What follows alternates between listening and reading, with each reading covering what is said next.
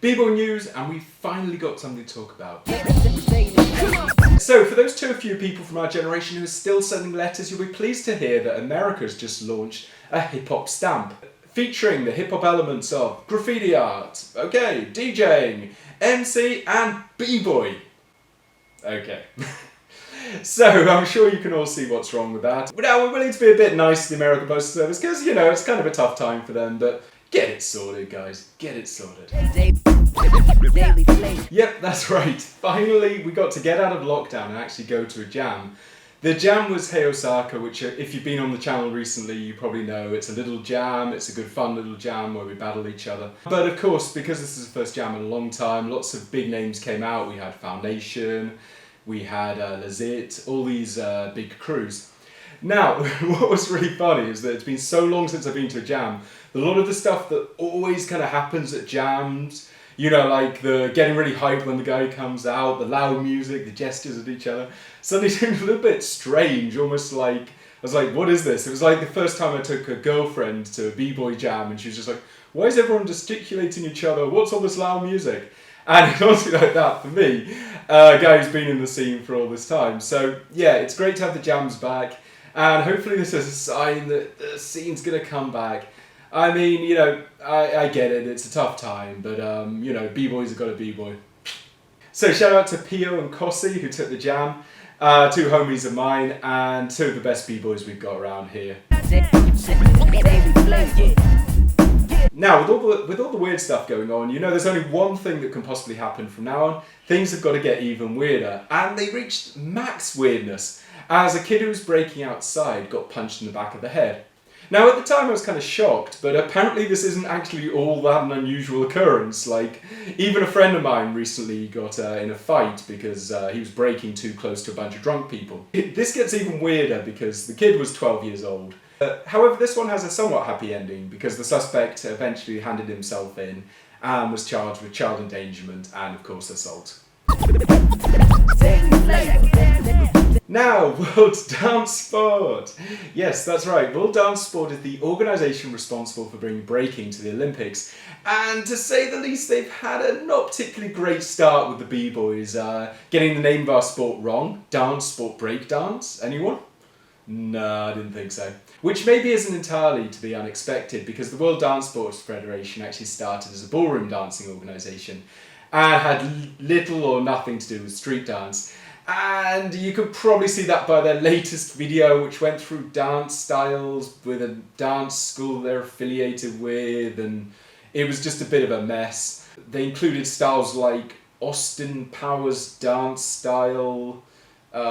You know, these dances have names. You know, we're not just making these things up. These are actually legitimate dances. There's the twist, and there's the Charleston, and all these other dances from that era. So please, come on, dance sport. Please just try. Then they went into Billie Jean dancing, and don't get me wrong, I'm sure that Michael Jackson had his own style, but you can't just call it the Billie Jean dance. And then we're waiting for the b-boying spot because after all, they're going through all dance styles. There must be a place. Oh, no, they forgot us. Okay, thanks for that, Dance Sport Federation. Bad Dance Sport Federation. Bad. It seems like we'll have to wait even longer to see breaking at the Youth Olympics, as the next one isn't scheduled until 2026 because of the virus outbreak. And I'm just hearing that we've got exclusive footage from the future about what the next Youth Olympics breaking jam is going to look like. And now, unfortunately, the one section that we didn't want to become a monthly thing has unfortunately become a monthly thing, as we've got a huge list of RIPs this month.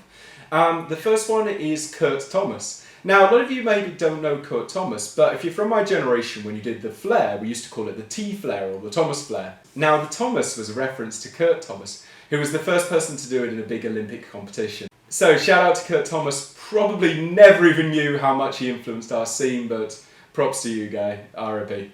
Now, a really sad one for b-boys from my generation is the passing of Malik B from The Roots. You know, I really remember how awesome The Roots was, and a lot of us b-boys used to get down to the tracks off it, especially the album Things Fall Apart. That was pretty much our anthem when I was training in a gym called Power Arts. So, huge RIP to Malik B, and yeah, we're hoping that The Roots can continue, because honestly, dope music to b-boy to if you haven't listened to the roots. Now, an especially sad one for the b-boys and b-girls is the death of b-boy Mouse. Now, most of you probably know him as the b-boy who absolutely destroyed the Chaos Love Story music video. And he's a close friend of a lot of the homies. Like, as you know, we're good friends with the Supernatural crew. And it's just devastating to hear that, you know, one of their homies has died. So, RIP b-boy Mouse, the scene will miss you, mate. And that's it. So it's nice to be chatting with you guys again and actually have something to talk about rather than just saying I stayed home again and did loads of strength training in my living room. Like, that's pretty much been my pattern of b-boying for the last 6 months. And as Japan has shown, there is a future for b-boying. Like, apparently the next jam's coming out in September, so hopefully we'll be there as well. And hopefully this is a sign of the scene slowly recovering because, to be honest, we miss you all. It was great to just bump into random Germans and Brits and Koreans and all sorts of people from all over the world at every jam. You never quite knew who you'd bump into or battle. Shout out Kazuki Rock and Wing Zero for teaching me a lesson in footwork, let's put it that way.